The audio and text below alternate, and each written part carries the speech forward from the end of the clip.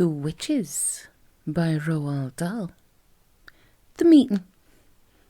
Now that the manager had gone, I was not particularly alarmed. What better than to be imprisoned in a room full of these splendid ladies?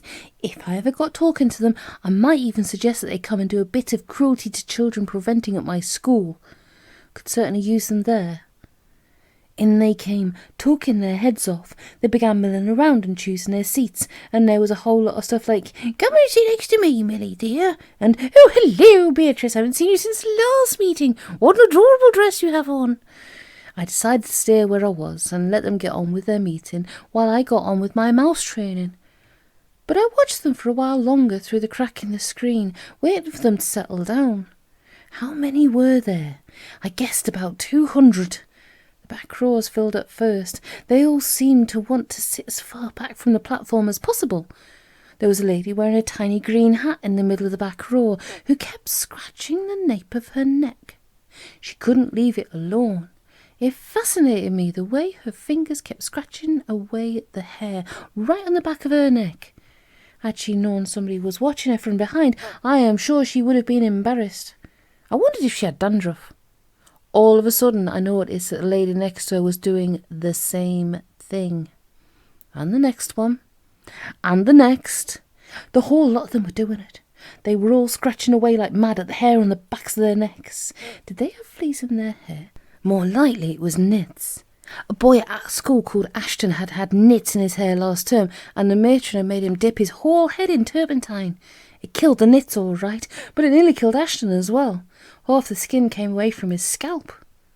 I began to be fascinated by these hair-scratching ladies.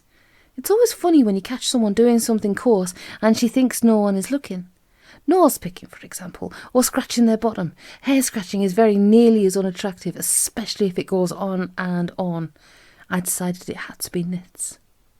Then the most astonishing thing happened. I saw one lady pushing her fingers up underneath the hair on her head, and the hair, the entire head of hair, lifted upwards, all in one piece, and the hands slid underneath the hair and went on scratching. She was wearing a wig. She was also wearing gloves. I glanced swiftly around at the rest of the now-seated audience. Every one of them was wearing gloves. My blood turned to ice. I began to shake all over. I glanced frantically behind me for a back door to escape through. There wasn't one. Should I leap from behind the screen and make her dash for the double doors? Those double doors were already closed, and I could see a woman standing in front of them. She was bending forward and fixing some sort of metal chain around the two door handles. "Keep still," I told myself. "No one has seen you yet.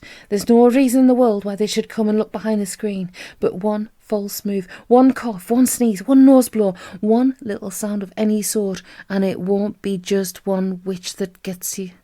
It'll be 200. At that point, I think I fainted. The whole thing was altogether too much for a small boy to cope with. But I don't believe I was out for more than a few seconds, and when I came to, I was lying on the carpet and I was still, thank heavens, behind the screen. There was absolute silence all around me. Rather shakily, I got to my knees and peered once again through the crack in the screen.